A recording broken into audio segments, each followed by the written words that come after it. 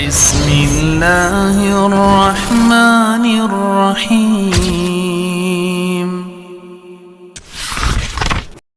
بسم الله الرحمن الرحيم السلام عليكم ورحمة الله وبركاته الحمد لله رب العالمين وصلى الله وسلم وبارك على نبينا محمد وعلى آله وصحبه أجمعين أما بعد قال الله سبحانه وأتموا الحج والعمرة لله وقال تعالى أيضا الحج أشهر معلومات وقال تعالى أيضا فإذا قضيتم مناسككم فاذكروا الله كذكركم آباءكم أو أشد ذكرا وقال النبي صلى الله عليه وسلم إنما جعل الطواف بالبيت والسعي بين الصفا والمروة والجمار ورمي الجمار لإقامة ذكر الله صدق الله صدق الرسول صلى الله عليه وسلم. Bapak Ibu kaum muslimin dan muslimat rahimani wa rahimakumullah, kita awali dengan memanjatkan puji dan syukur kehadirat Allah Subhanahu wa taala yang telah memberikan hidayah berupa semangat menuntut ilmu. Walau hujan menerpa, kita tidak mudah membatalkan kajian. Walaupun yang datang sedikit, tidak menurunkan semangat kita untuk mengaji. Mudah-mudahan ini alamat, unwan, tanda kalau kita mendapatkan hidayah taufik dari Allah Subhanahu wa taala. Kenapa Bapak Ibu yang dimuliakan Allah Subhanahu wa taala? Karena menuntut ilmu adalah jalan paling cepat untuk bisa menuju surga. Nabi SAW pernah bersabda, "Man salaka tariqan yaltamisu fihi ilma." Barang siapa yang menempuh sebuah jalan untuk menuntut ilmu, sahhalallahu lahu bihi tariqan ilal jannah. Maka Allah akan memudahkan baginya jalan menuju surga. Kemudian qala al-alim min al-ulama, ada seorang ulama di antara kata-kata mutiaranya adalah la a'lamu ba'da an-nubuwah afdal min bathil ilm. Aku tidak mengetahui setelah perkara kenabian ada amalan yang lebih afdal daripada menyebarkan ilmu.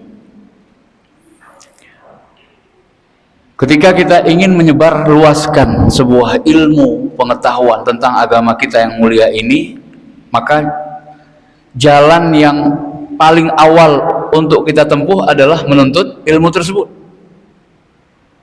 Bagaimana kita mau menyebarkan ilmu kalau kita nggak pernah menuntut atau mencari ilmu?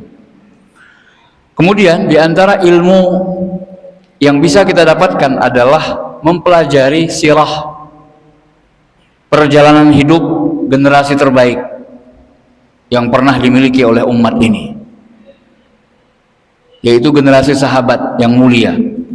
Wabil khusus, kita khususkan lagi pertemuan kita adalah dalam rangka untuk mempelajari sirah sahabiyat, sahabat-sahabat wanita yang pernah membersamai perjalanan hidup Rasul yang mulia, Nabi kita Muhammad sallallahu alaihi wasallam.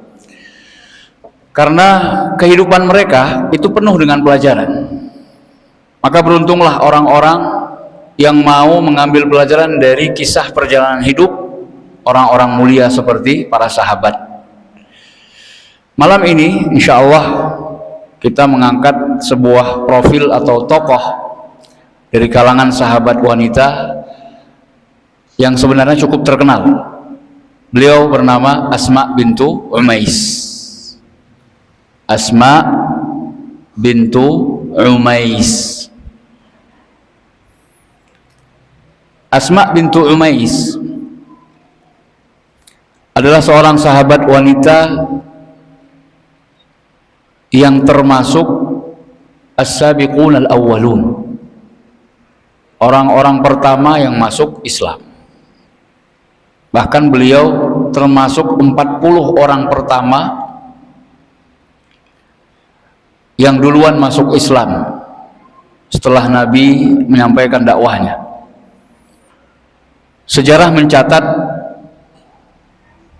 Asma bintu Umais ini sudah masuk Islam sebelum Nabi SAW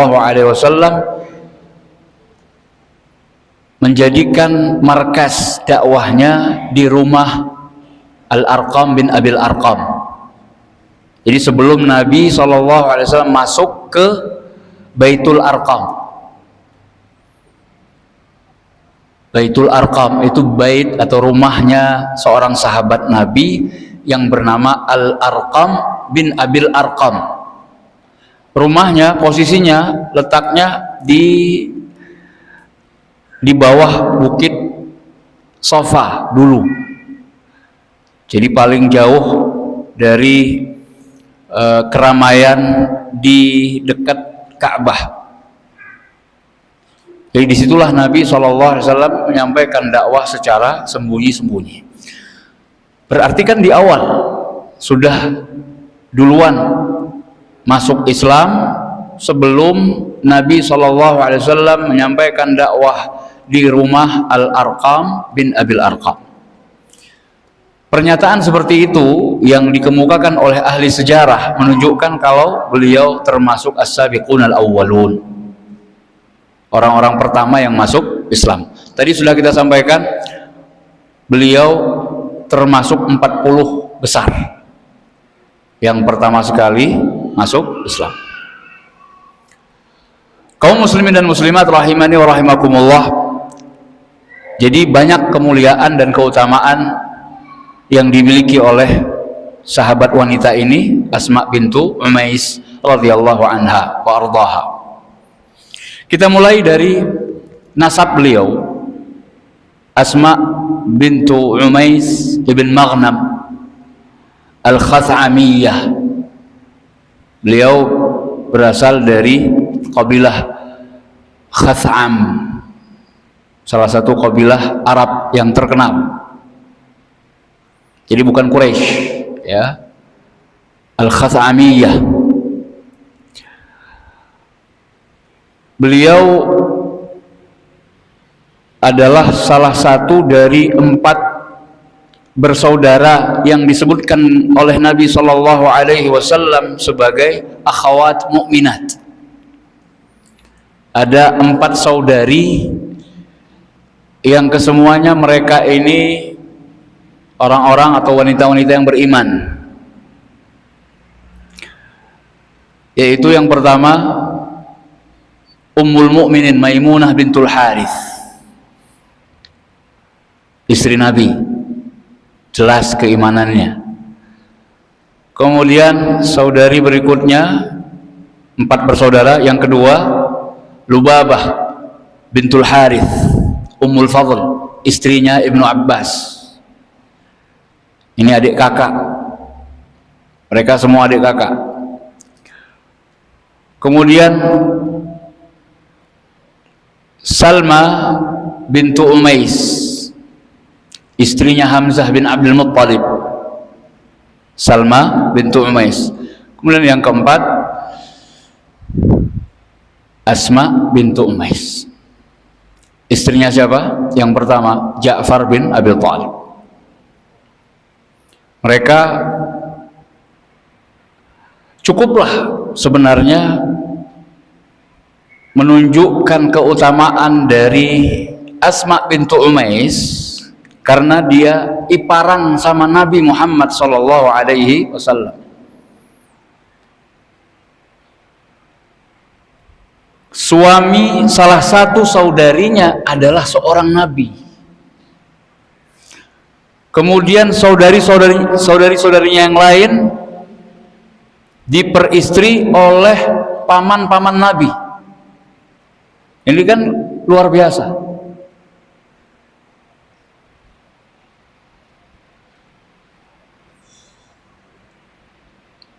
Asma sendiri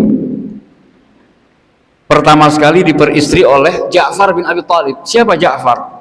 Siapa yang tidak kenal Ja'far bin Abi Thalib? Sepupu Nabi SAW yang paling dicintai oleh Nabi SAW, yang disebut dengan At-Tayyar, karena dia diberikan dua sayap oleh Allah Subhanahu wa Ta'ala setelah wafatnya, karena dua tangannya puntung akibat mempertahankan bendera kaum muslimin pada saat perang Mu'tah tahun 8 Hijriah. Yang mana ketika ketika Ja'far bin Abi Thalib meninggal dunia, mati syahid, Rasulullah sangat bersedih, lalu mengatakan, mengumpulkan anak-anaknya Ja'far, lalu mengatakan, ana waliyukum fid dunya wal akhirah, aku adalah wali kalian di dunia dan akhirat. Bahkan Nabi SAW setahun sebelum wafatnya Ja'far, pada saat dia pertama sekali datang dari Habasyah, Ethiopia, baru sampai ke Madinah itu pada tahun ke-7 Hijriah, pada saat perang Khaybar. Pada saat Nabi SAW sudah berhasil menaklukkan Khaybar, maka datanglah Ja'far, rombongan Ja'far dari Habasyah, Ethiopia. Karena perjalanan laut, jadi agak lama, ya. Mereka sudah hijrah sebelum Nabi hijrah ke Madinah, tapi mereka duluan hijrah ke Habasyah. Maka pada tahun 7 Hijriah mereka hijrah ke Madinah. Nah, pada saat kedatangan Ja'far, Rasulullah SAW saking gembiranya, beliau mengatakan, la adri bi ayyihima afrah, aku tidak tahu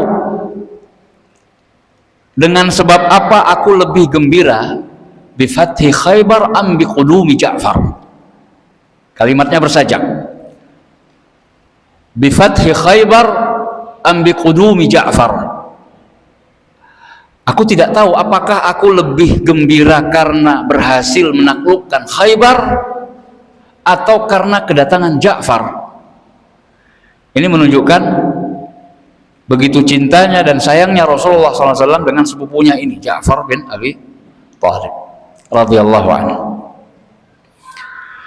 Jadi kalau seandainya kita cuma tahu itu tentang keutamaan dari Asma bintu Umais, lakafana, kata para ulama, cukup menunjukkan keistimewaan dan keutamaan dari seorang wanita yang bernama Asma bintu Umais.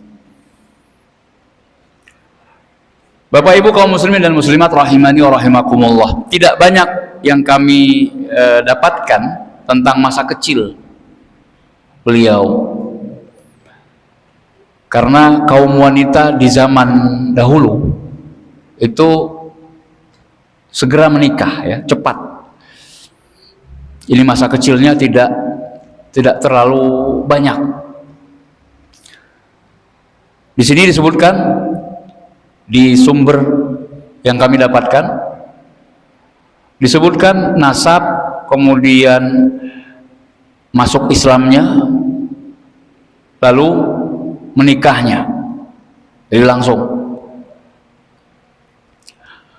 Pertama sekali dinikahi oleh Ja'far bin Abi Thalib, suami Asma yang pertama.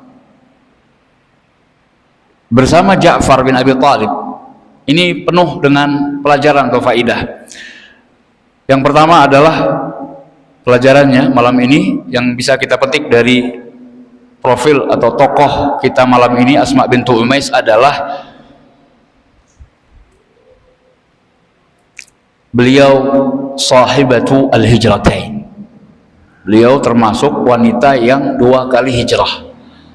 Dan ini menunjukkan keutamaan seorang sahabat ketika bisa dan ditetapkan oleh Nabi hijrah sebanyak 2 kali. Kenapa utama, kenapa mulia?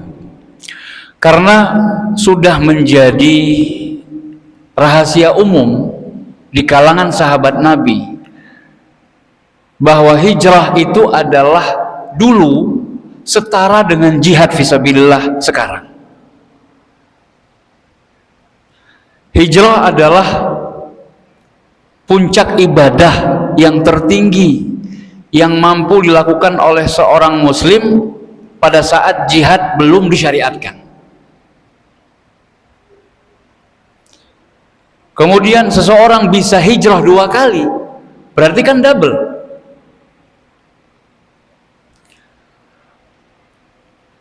Dia mengikuti suaminya Ja'far, ikut hijrah ke negeri Habasyah, meninggalkan kampung halaman kota Mekkah yang merupakan tanah suci, tanah haram yang paling dicintai oleh Allah Subhanahu wa taala. Itu bukan gampang, tidak mudah, penuh dengan perjuangan. Bahkan sesampainya mereka di sana, mereka tidak luput dari ancaman orang-orang Quraisy yang berusaha untuk mengembalikan mereka ke Mekkah. Dan itu diperjuangkan oleh Ja'far bin Abi Thalib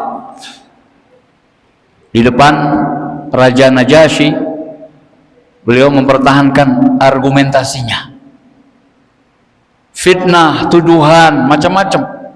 Pokoknya orang Quraisy, kufar Quraisy itu ketika melobi Raja Najasyi itu sudah maksimal, diberi hadiah, diiming-imingi. Tetapi Raja Najasyi sahibul haq,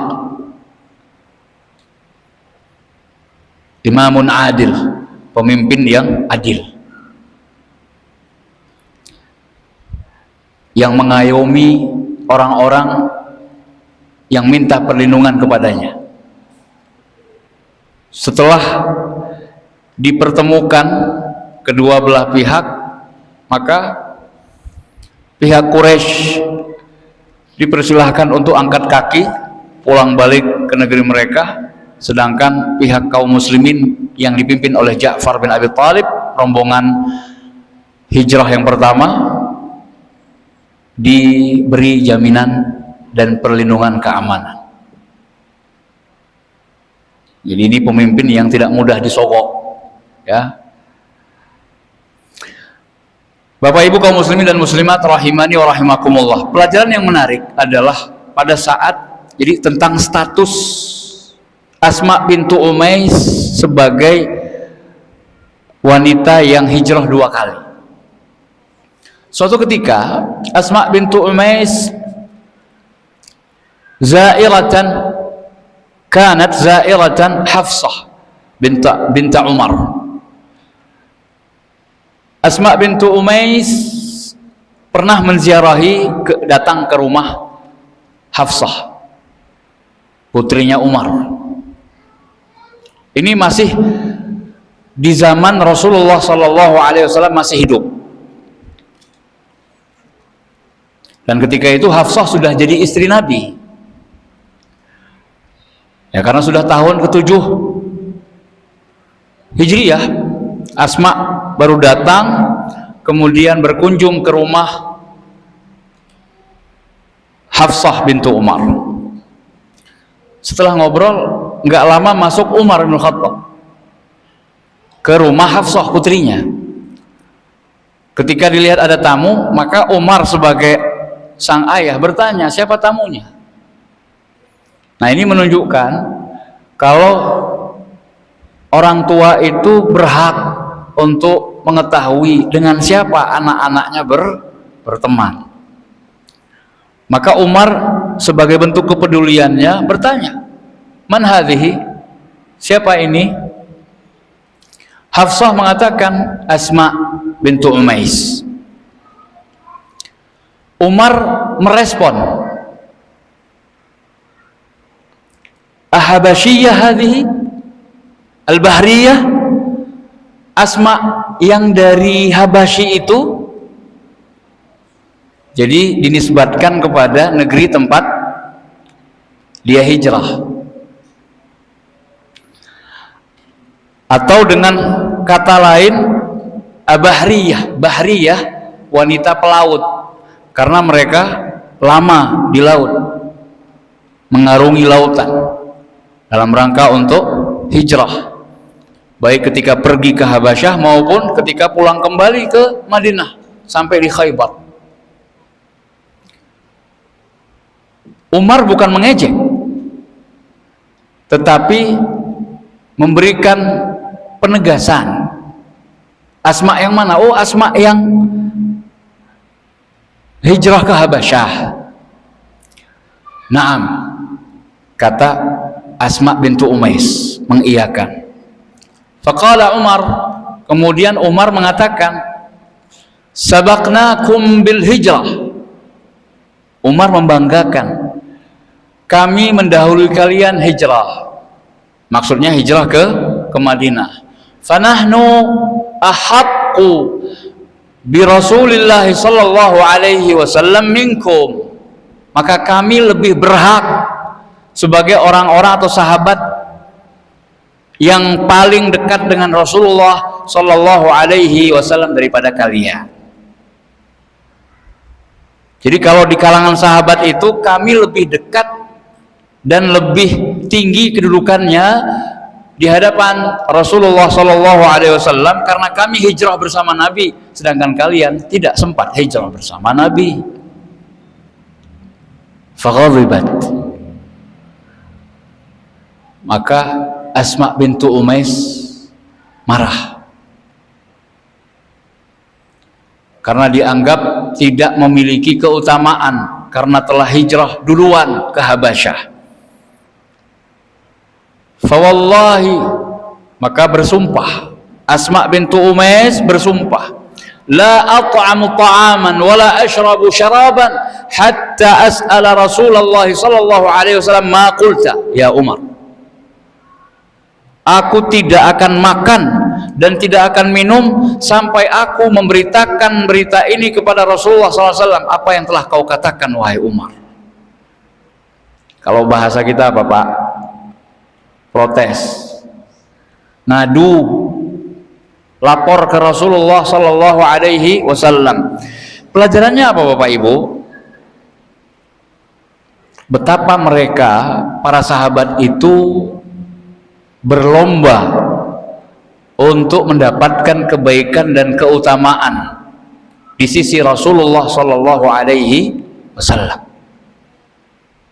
Jadi ada perlombaan di sana untuk mendapatkan keutamaan sebagai sahabat Nabi. Nah, ketika Umar mengklaim kalau mereka, Umar dan sahabat-sahabat yang lain yang hijrah bersama Nabi SAW ke Madinah langsung, itu lebih utama daripada rombongan yang pertama sekali hijrah ke Habasyah. Atau bahasa lebih tegasnya di kalangan kita, Asma nggak terima Pak. Dan ini keberanian seorang wanita untuk mencari kebenaran. Benar nggak yang dikatakan Umar itu? Bahwasanya Umar dan sahabat-sahabat yang lain itu lebih berhak dengan kedekatan bersama Rasulullah SAW, lebih tinggi kedudukannya karena mereka hijrahnya langsung ke Madinah. Enggak seperti kalian, wahai orang-orang yang hijrahnya duluan ke Habasyah. Padahal waktu hijrah ke Habasyah ada Ja'far bin Abi Thalib.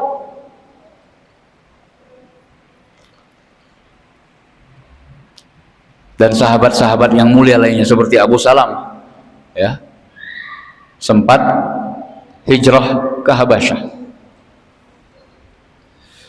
Maka sampailah berita itu atau pertanyaan itu ditanyakan langsung oleh Asma bintu Umais kepada Rasulullah Sallallahu Alaihi Wasallam. Bahkan Asma mengatakan kepada Umar, saya tidak akan menambah gitu ya, perkataanmu persis akan saya sampaikan kepada Rasulullah SAW. Engkau mengatakan, wahai Umar, nahnu ahaqqu bi Rasulillah sallallahu alaihi wasallam minkum. Kami lebih berhak untuk menjadi sahabat-sahabat Nabi yang lebih utama daripada kalian. Maka ketika dilaporkan kepada Nabi Muhammad sallallahu alaihi wasallam, Nabi mengatakan, laisa bi ahaqqa bi minkum. Dia tidaklah lebih berhak untuk mendapatkan keutamaan di sisiku daripada kalian. Kedudukan mereka, Umar dan sahabat-sahabatnya yang lain, itu tidaklah lebih tinggi kedudukannya daripada kalian, karena lahum hijratun wahidah walakum al-hijratan. Karena mereka, Umar dan yang semisalnya, hijrah cuma 1 kali, sedangkan kalian hijrah 2 kali. Dan ini adalah penguatan, penegasan dari Nabi Shallallahu Alaihi Wasallam bahwa orang yang hijrah 2 kali itu mendapatkan keutamaan yang lebih dibandingkan yang hanya hijrah satu kali. Dan ini didengar langsung oleh Asma bintu Umais radhiyallahu anha, sampai-sampai sahabat-sahabat yang lain yang pada waktu itu mereka terdampar di Habasyah. Jadi awalnya dari Yaman, orang-orang Asy'ariyin seperti Abu Musa al-Asy'ari, ya, dan saudara-saudaranya. Al-Asy'ari ini sebuah kabilah yang ada di Yaman. Mereka ingin hijrah ke Madinah, tujuannya Madinah, tapi lewat laut. Namun terdampar di Habasyah, ya. Akhirnya bersama dengan rombongannya Ja'far pulang kembali ke Madinah bersama-sama sampai di tahun 7 Hijriah pada saat perang Khaybar. Jadi bareng. Ketika mereka mendengar bahwasanya Nabi pernah bersabda seperti itu, maka mereka, Abu Musa al-Asy'ari yang berinisiatif untuk mengirimkan orang-orang yang dulu pernah ikut di kapal mereka berlayar ke Habasyah kemudian ke Madinah, karena mereka mendapatkan keutamaan dari Nabi SAW 2 kali hijrah, terhitung 2 kali hijrah. Jadi mereka langsung pengen dengar hadis itu dari mulutnya Asma. Dikirim oleh Abu Musa, kamu mau dengar nggak bahwasanya Nabi pernah bersabda seperti ini? Orang yang pertama kali dengar dari mulut Rasulullah SAW, Asma bintu Umais. Kamu ke sana, tanya sama beliau, minta disampaikan hadis tersebut. Ini menunjukkan apa, Bapak Ibu sekalian? Bahwa saya mendengarkan hadis Nabi Sallallahu Alaihi Wasallam semakin tinggi tingkat sanadnya, jadi semakin dekat dengan nama Nabi SAW, maka akan semakin nikmat. Ini menunjukkan semangat yang betul-betul luar biasa, yang tinggi di dalam menuntut ilmu. Jadi mereka nggak cukup kabar itu dari Abu Musa al-Asy'ari yang sudah lebih dulu mendengar dari Asma. Abu Musa al-Asy'ari memerintahkan sahabat-sahabat yang dulu pernah hijrah ke Habasyah kemudian sampai ke Madinah pada tahun 7 Hijriah bersama rombongannya Ja'far untuk mendengarkan hadis itu langsung kepada dari Asma bintu Umais, karena dia saksi hidup yang bertanya langsung kepada Nabi SAW, sehingga hadis tersebut terlontar dari mulut Nabi yang mulia Sallallahu Alaihi Wasallam. Seakan-akan Bapak Ibu ada sesuatu aktivitas yang namanya berlezat-lezat dengan mendengar hadis Nabi SAW. Ini menunjukkan keilmuan mereka, betapa mereka paham dan yakin kedudukan hadis Nabi SAW tataran syariat kita. Sumber hukum Islam yang utama setelah Al-Quran. Jadi mereka mengagungkan hadis Nabi sebagaimana mereka mengagungkan Al-Quran. Begitulah seharusnya sikap kita sebagai kaum muslimin, apalagi yang sudah ngaji. Ini autokritik bagi kita yang sudah ngaji, sudah paham. Kalau dibacakan Al-Quran atau ayat suci Al-Quran, firman Allah, maka pada saat kita sedang ngomong sama orang lain, maka seketika itu putuslah pembicaraan tersebut. Dengarkan ayat yang akan disampaikan. Kadang-kadang kan kita masih muqaddimah. Padahal di muqaddimah itu disampaikan ayat Al-Quran. Setelah misalnya pemateri mengatakan amma ba'du, faqad qala Allah subhanahu wa ta'ala, Allah berfirman. Nah itu kan dibacakan ayat. Tapi masih ada di antara kita yang ngobrol, ngomong sama sampingnya. Ini menunjukkan ketidakpahaman. Iya Ustadz, saya nggak paham karena bahasanya bahasa Arab. Oleh karena itu, maka kita dituntut untuk terus belajar.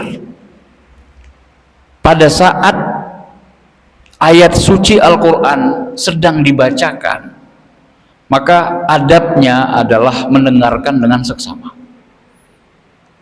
Ya, tidak sibuk dengan yang lain.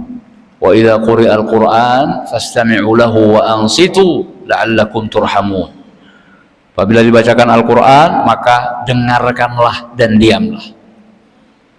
Atau misalnya autokritik, pada saat ayat Al-Qur'an sedang dibaca oleh pembicara di depan kita, kita sedang nulis WA, sedang scrolling HP, gadget dan lain sebagainya, hentikan sejenak. Dengarkan dengan seksama. Ini adalah adab, dan pelajaran adab ini sangat penting. Percuma kan kita ilmu banyak, riwayat hadis hafal banyak, Al-Quran juga hafal banyak, tapi adab sangat kurang.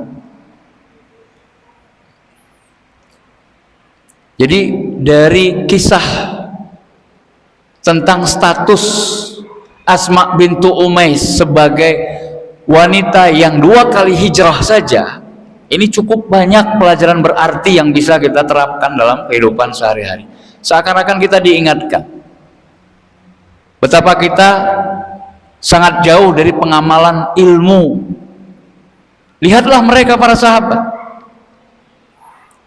mereka merasakan kelezatan pada saat mendengarkan hadis tersebut langsung dari orang yang mendengarnya dari Nabi SAW.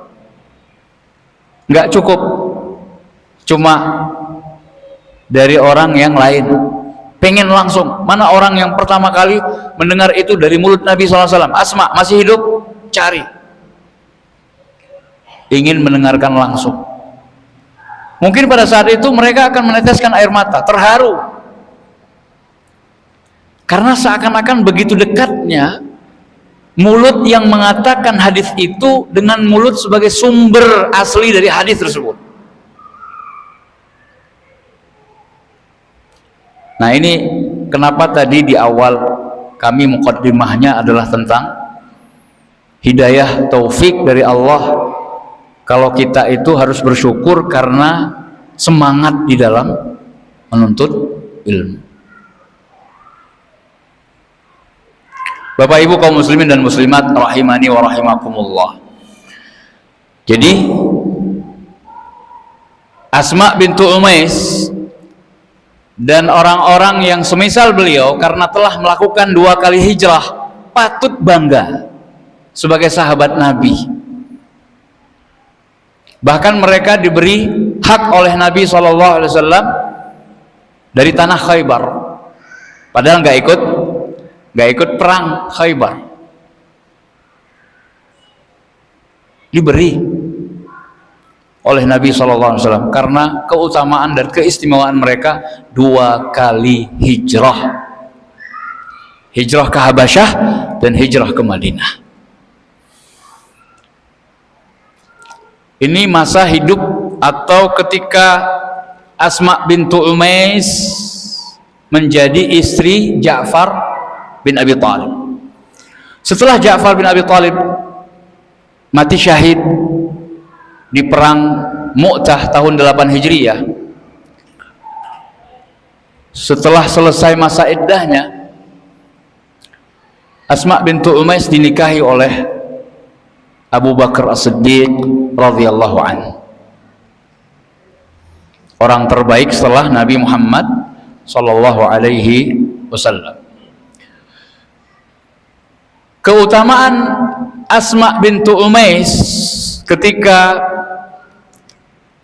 di pernikahannya yang kedua bersama Abu Bakar As-Siddiq cukup ditunjukkan pada saat Abu Bakar As-Siddiq meninggal dunia. Abu Bakar berwasiat, nanti yang mandikan aku istriku Asma bintu Umais. Seorang khalifah pengganti Rasulullah SAW berwasiat kalau dia meninggal maka yang memandikannya adalah seorang wanita.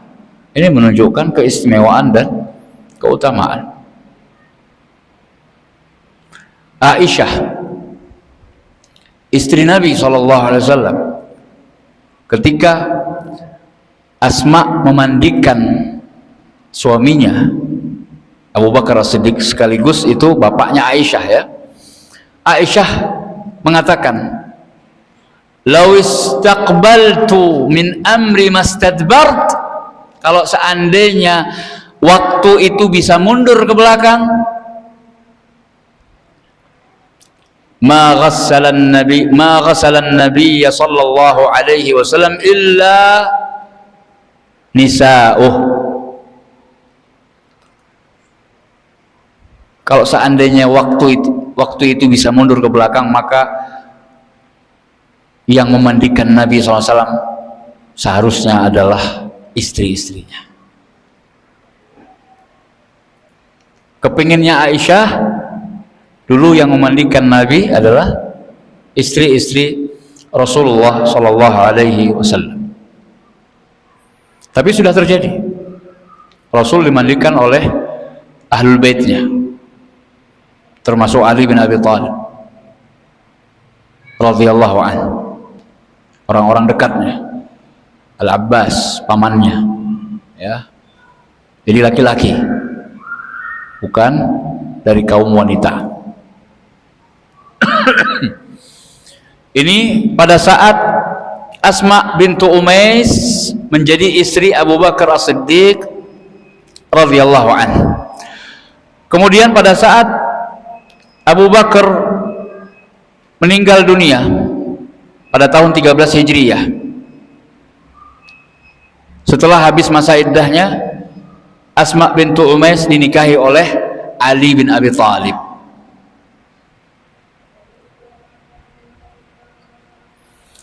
Para sahabat menikahi para janda itu dalam rangka untuk menghormati dan memuliakan mereka, ya,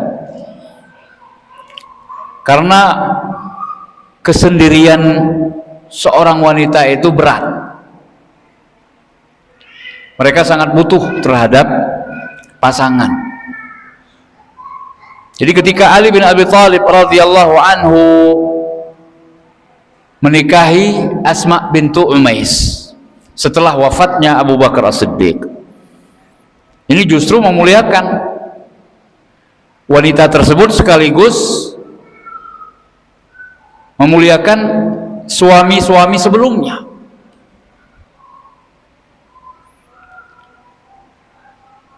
Berarti kan anaknya semakin banyak. Pada saat Ali bin Abi Thalib menikahinya, anak dari Ali, dari Asma bintu Umais, Yahya dan Aun. Sebelumnya Abu Bakar dari pernikahannya dengan Asma bintu Umais melahirkan Muhammad bin Abi Bakar. Kemudian dari Ja'far bin Abi Thalib Ada anaknya yang pertama Abdullah bin Ja'far, lahir di Habasyah. Kemudian ada juga anaknya yang bernama Muhammad bin Ja'far. Jadi Abu Bakar punya anak dari Asma namanya Muhammad. Asma juga sebelumnya dari Ja'far ada anaknya yang namanya Muhammad. Jadi beda binnya. Yang satu Muhammad bin Ja'far, yang satunya lagi Muhammad bin Abi Bakar. Nah, pada saat menikah dengan Ali, anak-anak suaminya yang terdahulu sebelumnya itu kan sama Asma, dibawa sama Asma karena masih kecil. Nah, Muhammad bin Ja'far dan Muhammad bin Abi Bakar pada suatu hari bangga-banggaan. Namanya anak kecil, bapakku lebih hebat daripada bapakmu, ya. Dibalas, bapakku juga lebih hebat daripada bapakmu. Ja'far bin Abi Thalib At-Tayyar, satu-satunya sahabat yang ketika meninggal dunia dikabarkan oleh Rasulullah SAW, dua tangannya yang putus itu diganti oleh Allah dengan sayap, sehingga di alam barzakh dia dibebaskan untuk terbang di surga bersama para malaikat. Ini keistimewaan. Abu Bakar tidak kalah hebat dan utama serta mulia yang menemani Rasulullah SAW dalam peristiwa hijrah. Dan memang biasa anak kecil membanggakan orang tuanya. Nah, Ali bin Abi Thalib melihat hal tersebut, tentu bersama Asma bintu Umais, sang istri. Apa kata Ali bin Abi Thalib? Asma, iqdi bainahuma, ayo kamu jadi hakim.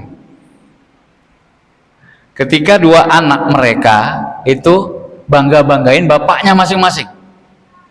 Ali sebagai suami yang ketiga memerintahkan istrinya Asma bintu Umais untuk menengahi.